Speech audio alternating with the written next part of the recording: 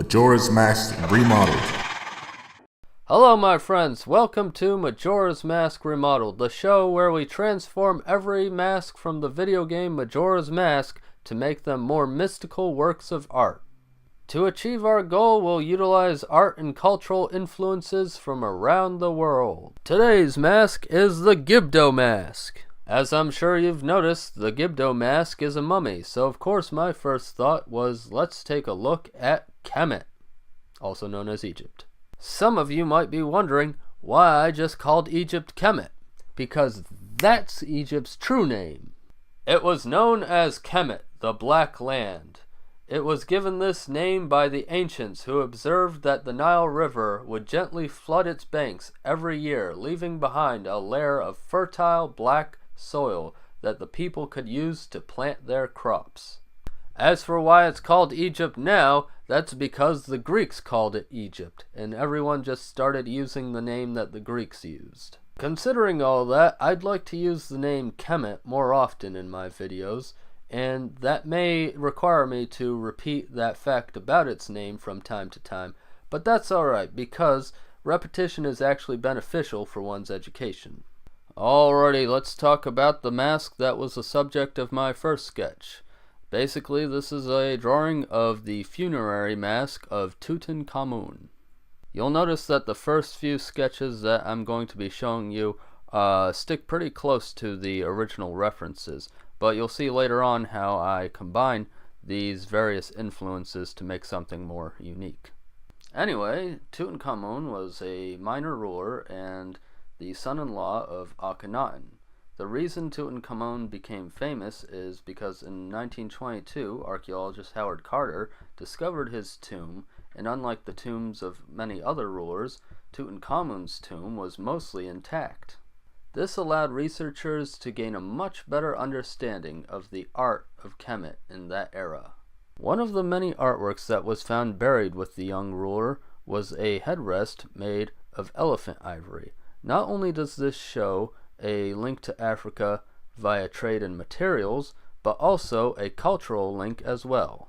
That's because it shows that the people of Kemet used headrests instead of pillows like other African cultures. I want to point this out because many people seem to think that Egypt had no real contact with Africa and that it's more a part of Middle East or Europe's culture, which is a load of bullshit. Did the Middle East and Europe have contact with Egypt? Of course they did. But you know what? Countries such as Kenya and Tanzania also contacted the Middle East and Asia, and we don't think of them as being any less African for that. Now, I know that information is obvious to many people in my audience, but it does need to be said to some people that yes, Kemet, aka Egypt, is part of African culture. With that in mind, let's take a look at the big old cats that are on the base of this headrest. They're related to the Great Sphinx.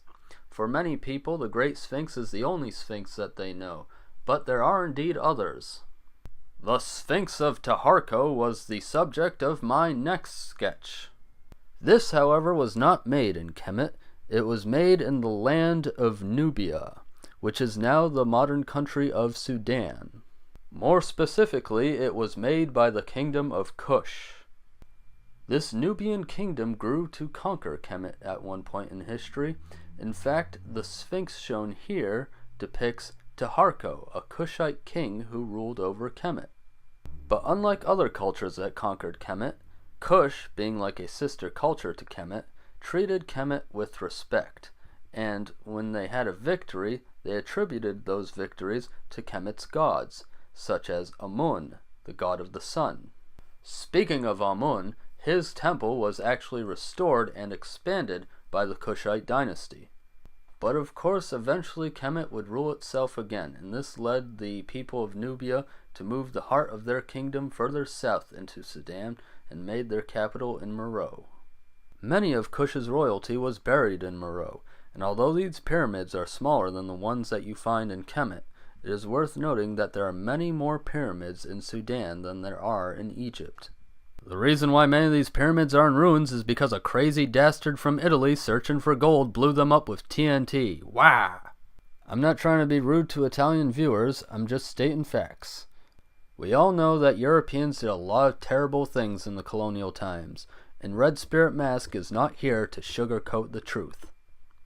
In brighter pyramid news, researchers have recently discovered a new chamber in Khufu's pyramid. They accomplished this by using something called cosmic ray imaging.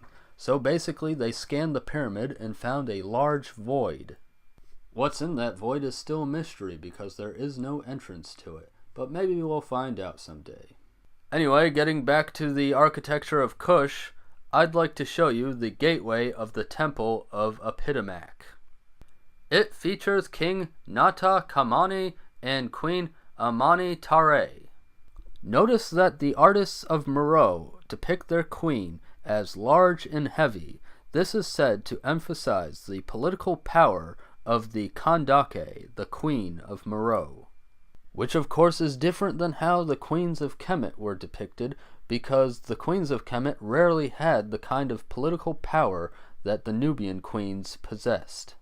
A Kandake would be her king's partner in rulership, or sometimes she would just rule on her own, and instead she would have a male consort instead of having a king.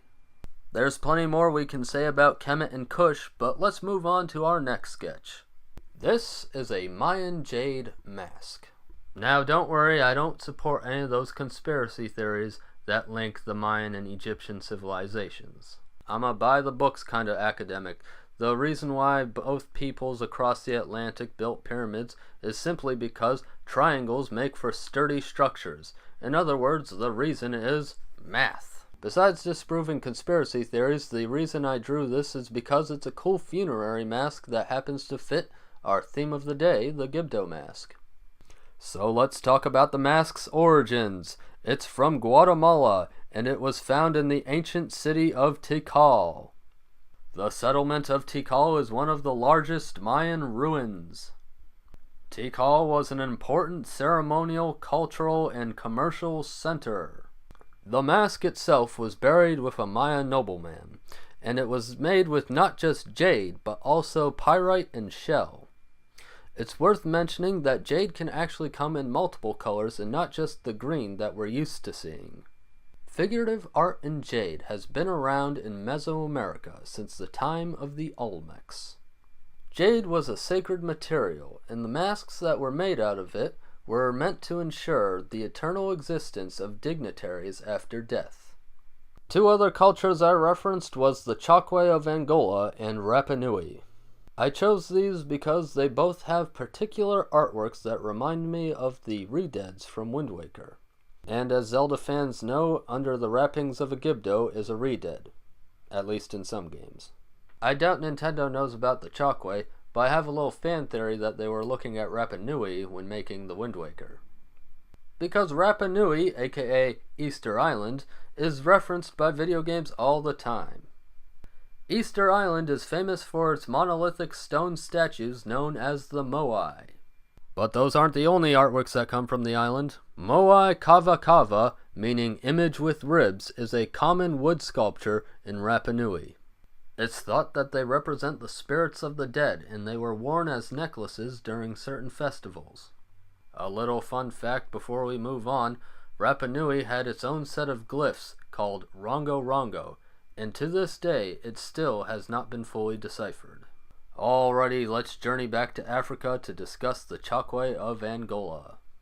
I've talked about how the Chihongo mask was used to collect tribute in exchange for spiritual protection in other videos, but I haven't yet said a whole lot about the society.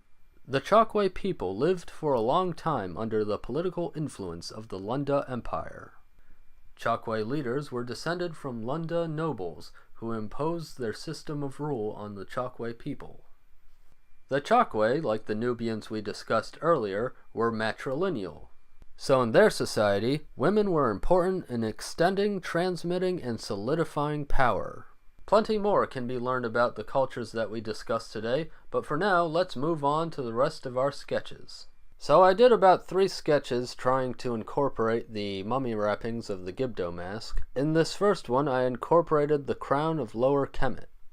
This next one incorporates some of the designs from Kemet, the Mayans, and the Chokwe. And for this last mummy-esque design, I just geeked out and said, what if I just put the King of Ikana's designs into there? For those of you who don't know, the King of Ikana is not a real king, it's just a fictional character from the game itself. We have a profile over here which mixes the jade of the Maya with the headdress of Kemet. At the bottom of the page we have one of those redeads from the Wind Waker.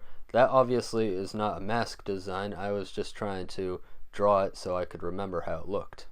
Next to that we have this handsome fellow over here. I quite like this little design and I may use that sometime in the future. And then we have this cute little fella. Hi there! The next two are a bit more serious designs. This one borrowed heavily from the Chokwe and a bit from Kemet, and also relied on the whole Wind Waker redead aesthetic. And this next one took a lot from Kush, Rapa Nui, Chokwe, and Kemet. It's a pretty good design, but I think my final sketch was the clear winner. This final sketch uses aspects from all of the cultures we discussed today. It has the colors of Kemet, the circular headdress ornament, and even nose shape of Kush's Sphinx. It contains a bird design and jade mosaic from the Mayan mask, the swirling motifs and earrings of Rapa Nui's Moai Kava Kava, and finally it has the general facial form of the Chokwe Chihongo mask. The Gibdo has gone from a generic mummy design to a royal image of power. I hope you enjoyed today's episode. Remember, we will be remodeling every single mask from Majora's Mask. Let me know in the comments which one you're most excited to see. And also, don't forget to subscribe for more. Thank you for watching, my friends.